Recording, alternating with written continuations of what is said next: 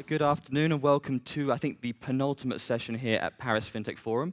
I'm going to introduce the panelists in just a sec, but I actually think we are here for the most important panel of the entire conference, Fin and Tech for Good.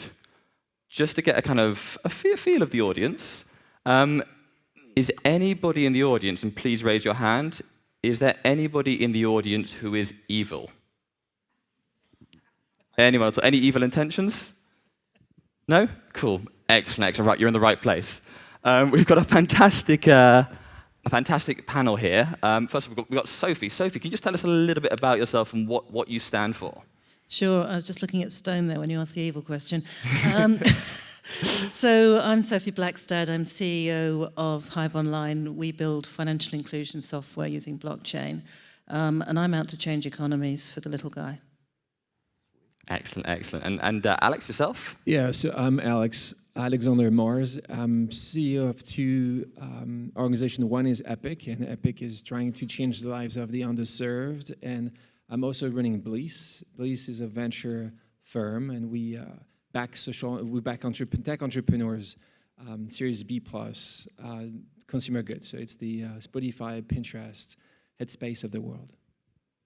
Excellent. And Emmanuel? Yes, Emmeline Shaw. I'm the managing partner of a fund called Flourish Ventures.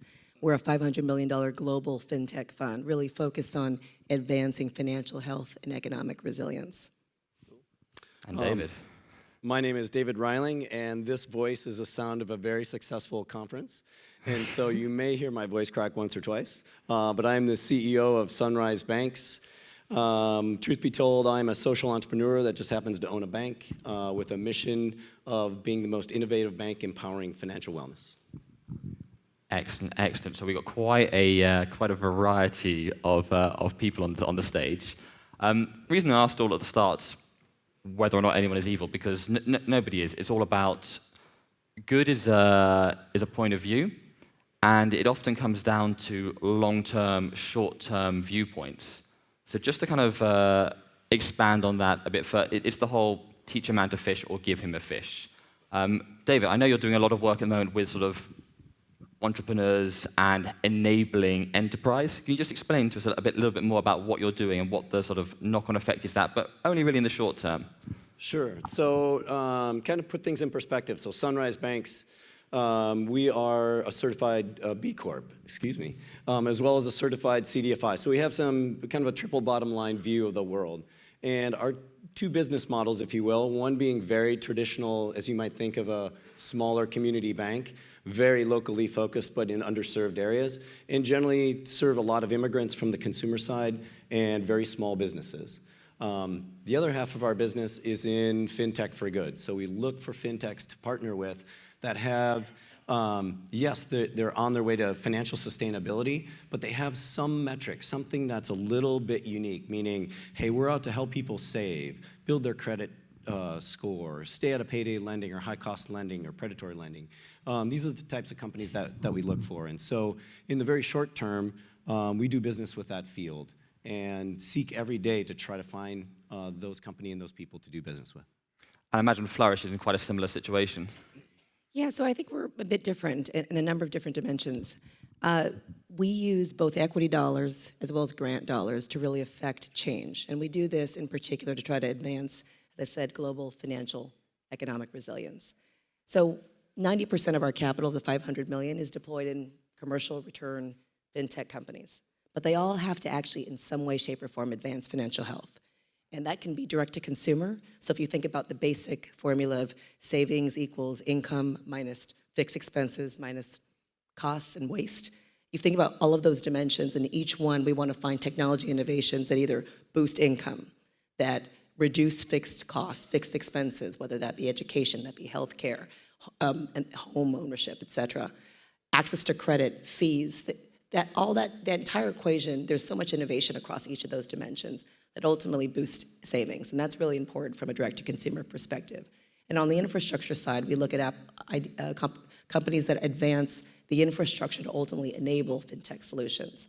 So RegTech in particular is one that we spent a lot of time looking at and will continue to actively invest against. But there's so many others. And against that framework, we really just want to see consumers have the right support and innovation that's accessible, that ultimately yields financial resilience in a pretty meaningful and measured way. And we do this on a global basis. So India, Africa, Latin America, other parts of Southeast Asia, and then half our capital in the US. Excellent. And in terms of Epic, what's sort of some of your short-term goals? Yeah, I think is more about just what we do, but the fact that the world has changed. If I remember just 10 or 15 or 20 years ago, when I was giving, or when I was myself in college, the goal for me was to work certainly for a bank or work for that kind of institution because my goal was to have as many zeros in my bank account.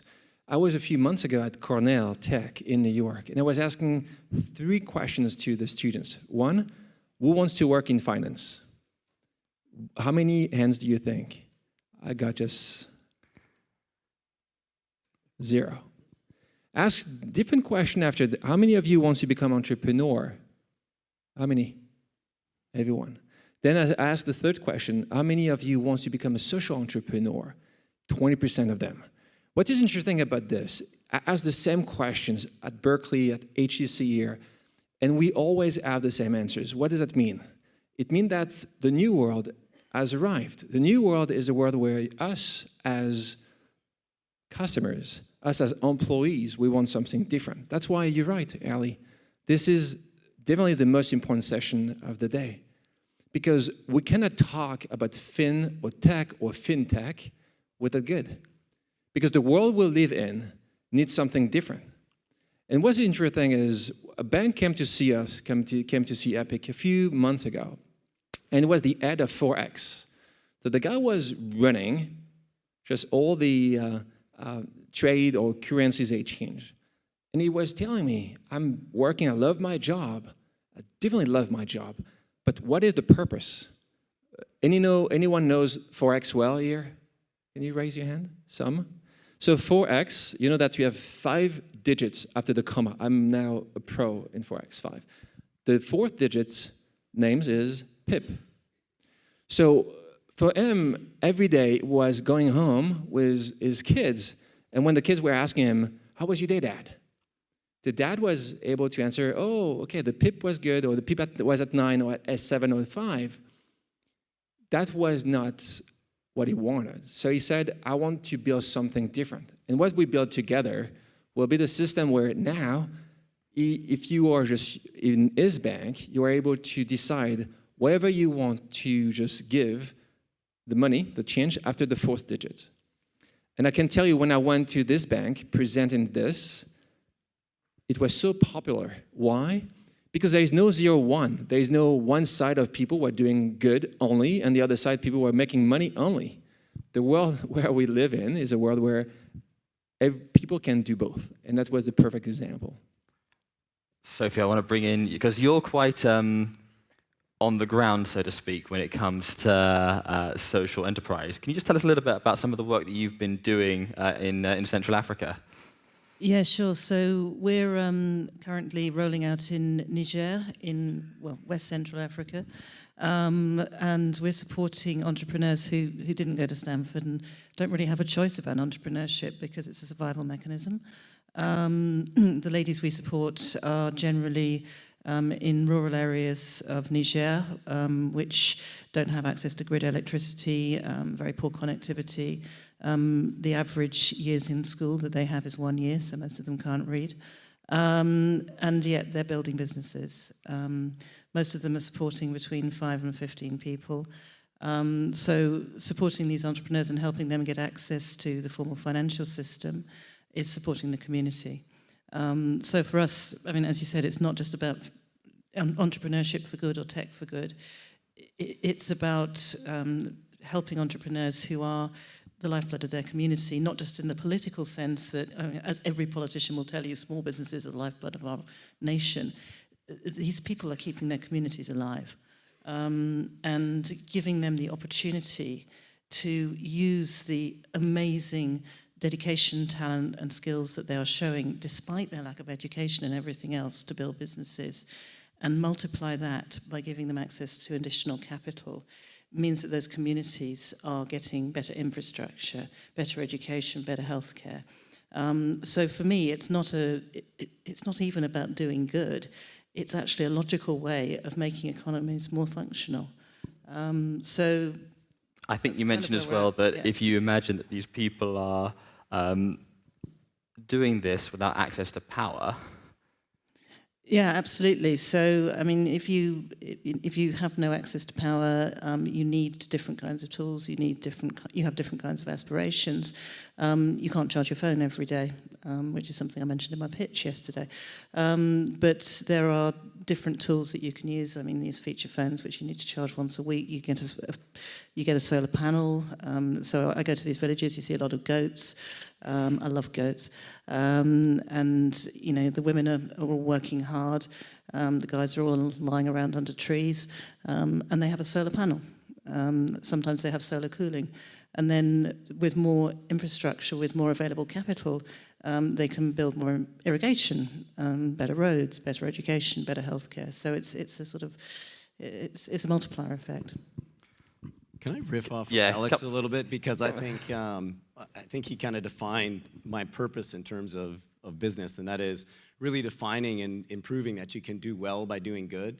And it's in that space, it's interesting to hear the conversations, particularly in talking to the fintechs that are, you know, how many users do you have? What raise are you on? I raised $1 million, or I raised a couple million, this and that. I'm on my seed round, this and that. In a lot of cases, I'm assuming they're going back to those same wells in terms of the same VCs and the same capital wells. When I look at the Flourishes of the world and so forth, there's a tremendous pots of capital out there if you can prove that not only you can do good, but do well at the same time. And it's a whole new set of people and investors to go in. And I think there's one other myth to break in this, and that is you can scale good as well. It can scale just as easy. And if I may, just as a venture capitalist, I know that the team, when we invest and when we back entrepreneurs, that's interesting about what you said about B Corp, what they are asking my team in the term sheet, and it's very clear. One, we want you to go through just the B Corp assessment. Two, we want you to have diversity clauses in the selection of the people you want to hire.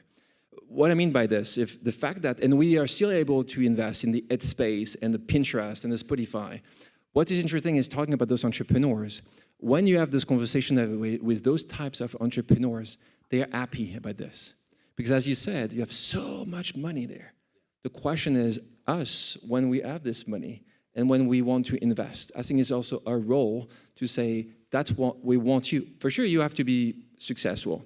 But what is the meaning of being successful if you don't play well with the community? And that's basically what we're doing. It's very interesting all the time, even if we have dozens and dozens of people who want to invest in the same deals, we can lead or co-lead those deals because it means something to those entrepreneurs. When you say we back entrepreneurs, when we say we want to build this better world, they understand that it's real. It's not just only just smoke. Yeah, I think oftentimes these business models can go either direction, right? There's always a point in time where you make trade-offs in terms of how do you scale. And having mission-based entrepreneurs who are very commercial in nature, who are aligned, I think always allow them to provide the support they need to continue on the path.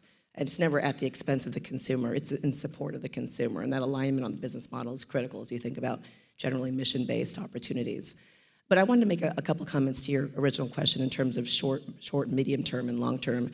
In the medium term, you know, yes, we use equity dollars, and we believe fundamentally these companies have to be very commercial and scalable. We're in a regulated industry, regardless of which geo we're in, and they need to have that sustainability to really provide scale and access to consumers. We also believe that innovation for the sake of innovation doesn't get us anywhere, and we're not naive to that. And I think where we're different vis-a-vis pretty much every venture firm I've worked with, and having been in ventures since 2000, I've seen them all.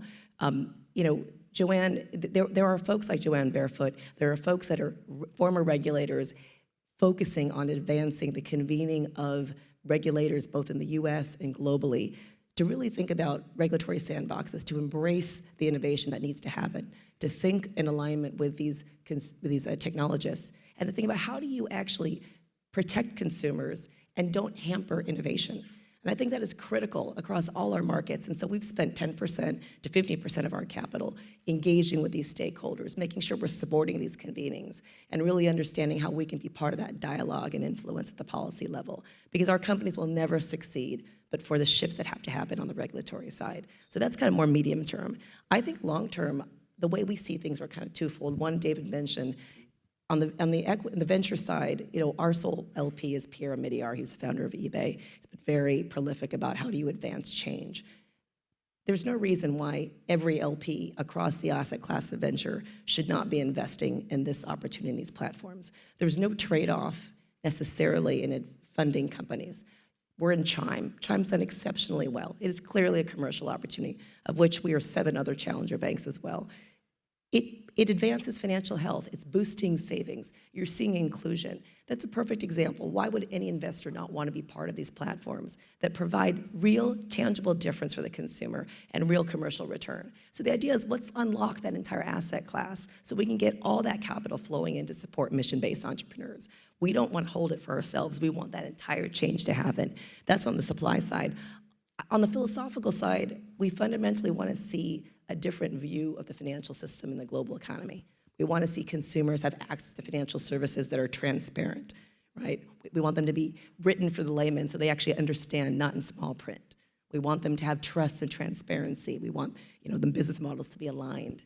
We want consumers to have access to data, their own data, their financial data, and make sure it's secure and understand how it's used and handled and monetize if they want to monetize it. And we want infrastructure to be open, right? We want them, if you think about India, for example, they have Aadhaar and they've got UPI, and that's an open infrastructure that the government has deployed.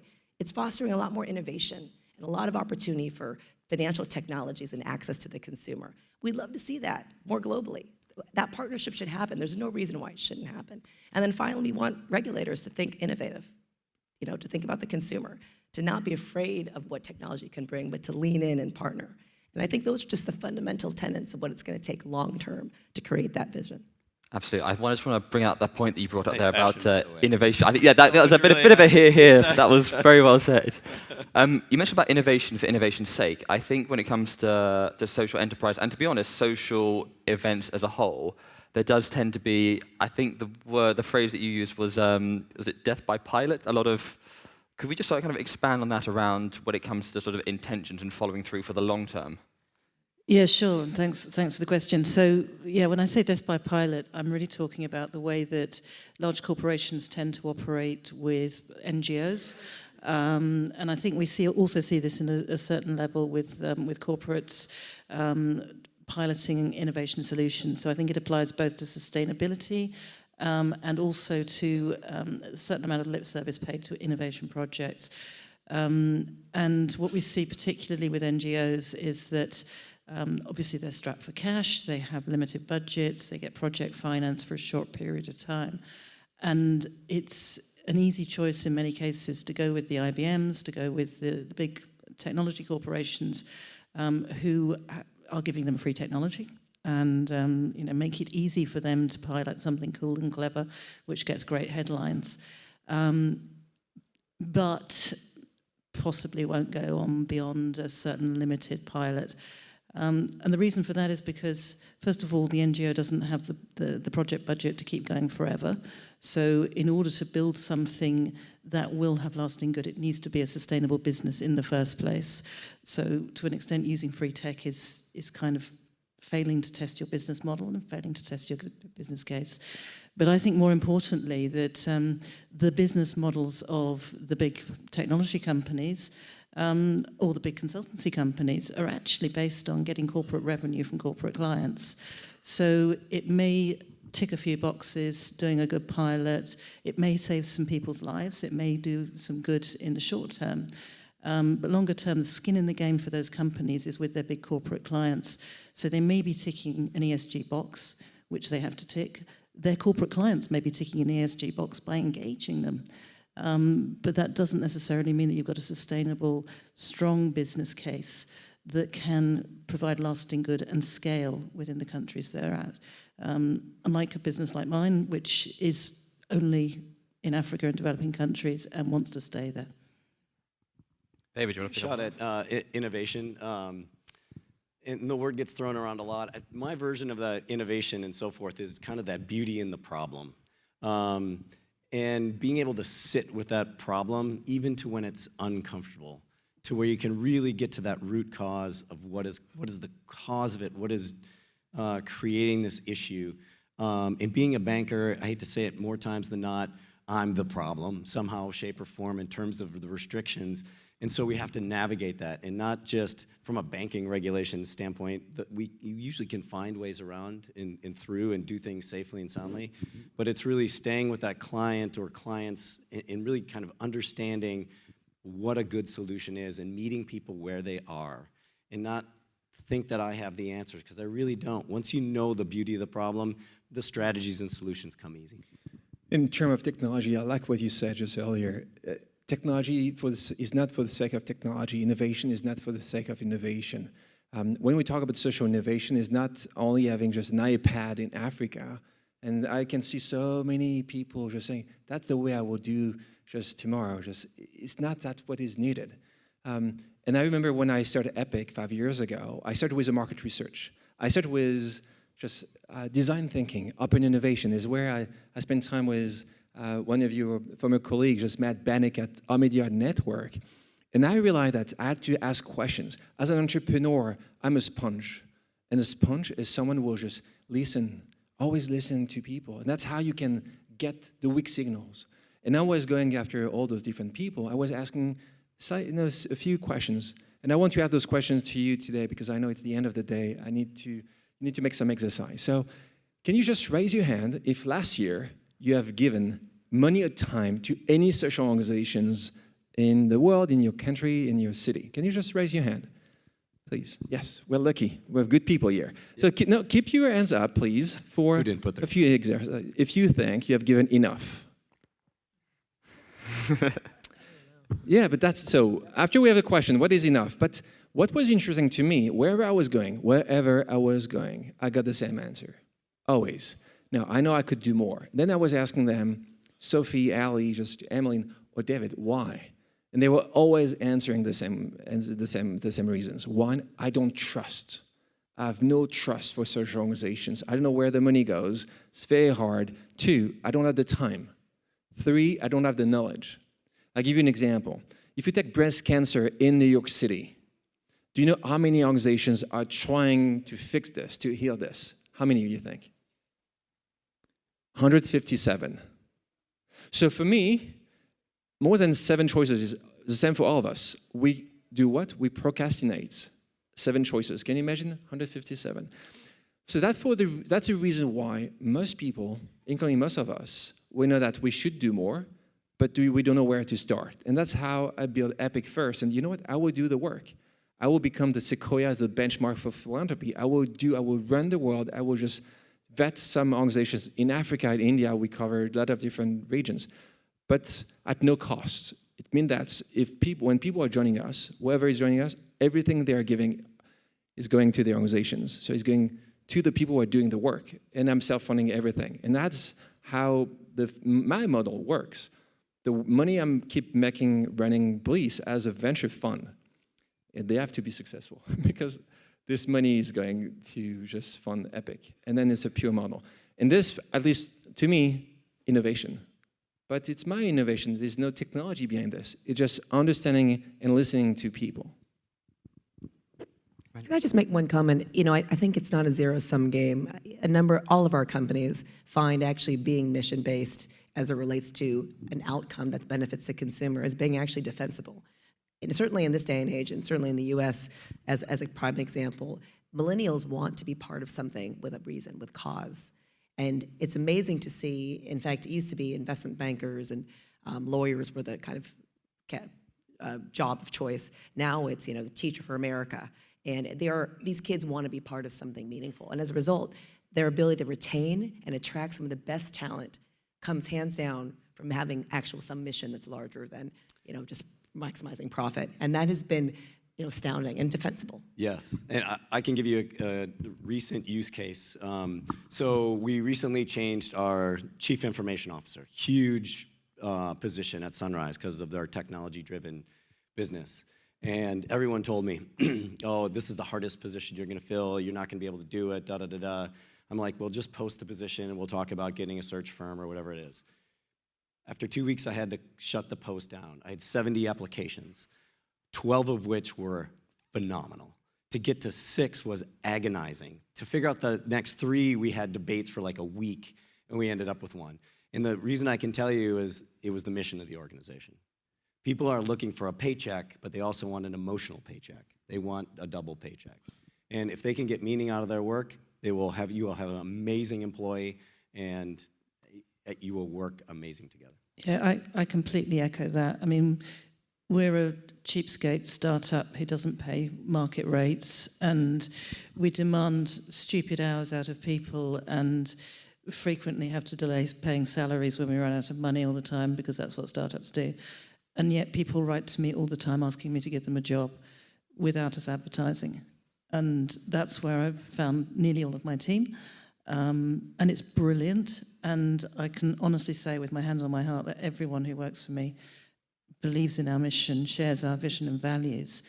And they probably wouldn't be working for us if we didn't have that vision and values. So yeah, totally agree with that.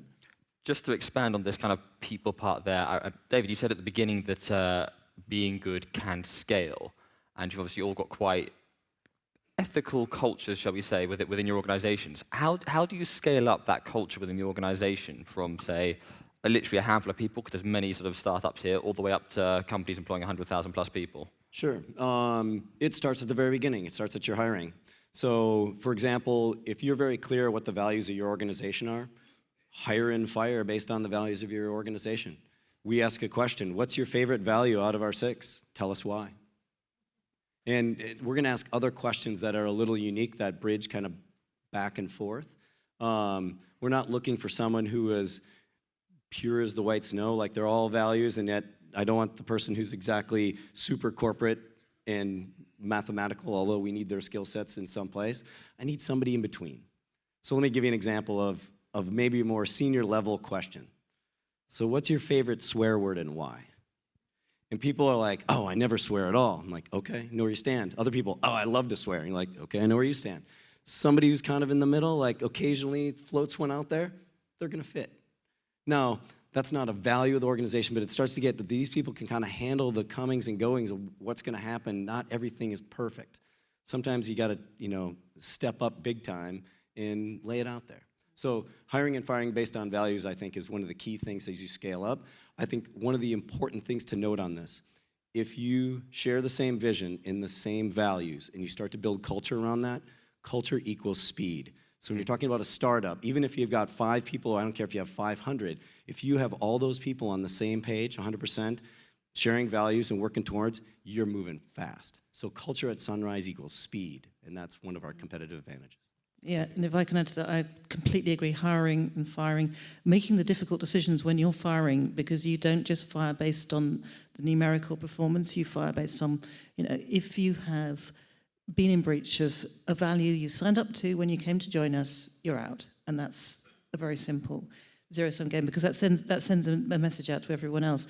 But it also extends to partners and to suppliers and to everyone else. And I mean, it sounds a little weird, but one of the key questions we ask ourselves when we onboard a new customer before we've done the full triage is, are they evil?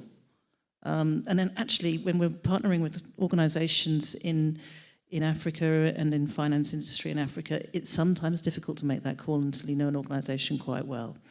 And it's nuanced, to your point, because a microfinance institution may be charging their customers 50% interest, which sounds like a lot to us, but it depends. So yeah, that is not just in hiring and firing, but also onboarding any kind of relationship. It's the first question we ask ourselves. I'd like to get you to chime in there, and how, what's the sort of knock-on effect as well of installing that culture and maintaining it as you grow?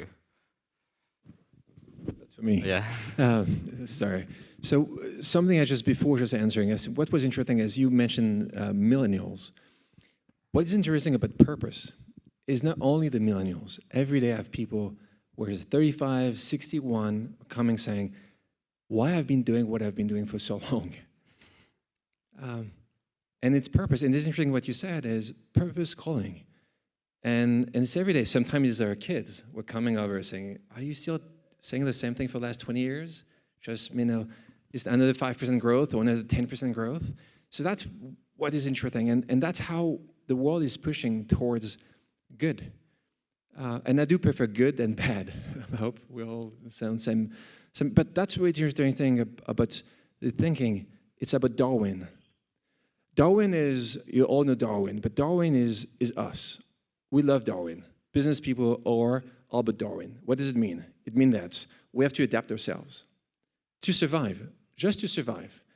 That's the Nokia of 10 years ago. If you remember Nokia, they got, 50% of market share, Ali, in 07. They are nowhere. What we say now, it's you as a business, if you don't see this coming, so in terms of culture, you will disappear. You can be Apple. If you don't pay your taxes, I can tell you that one day, you will see this coming. All the people in this room will stop buying your product. Not because it's not a good product, because why I'm paying my taxes, why so many people are suffering across the world, and you with $60 billion of profit, you're not paying anything. I can tell you that next generation, if it's not us, will stop buying this product. And even on the bank side, when we have this neobank coming, the Revolut, the N26, you have new neobanks coming, and you know them pretty well. When you have Aspiration, Good Money, new banks over there, and it's still a neobank, but they're adding some purpose at the core of it. The world of tomorrow is a world where purpose will be at the core of the engine, not that just at the end of it. And I think that's how, like you guys, you are able to recruit so many talented people, because at the core of who you are, it's purpose.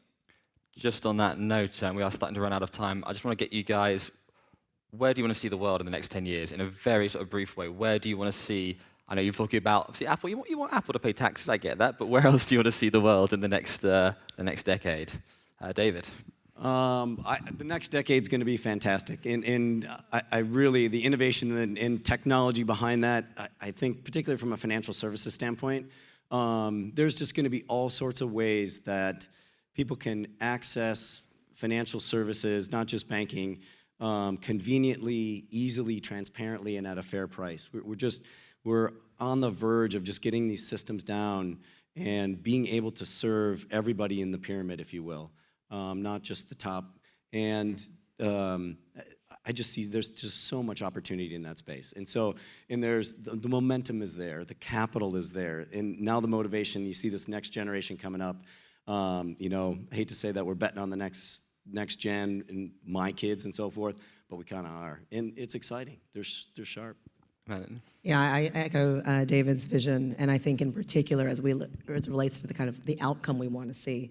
When we measure financial health today, when we look, for example, at the U.S., the 70% of Americans who live paycheck to paycheck, I'd like to see that number come materially down. I want to see the access to financial services and the engagement by the regulators actually afford for that number to come down globally.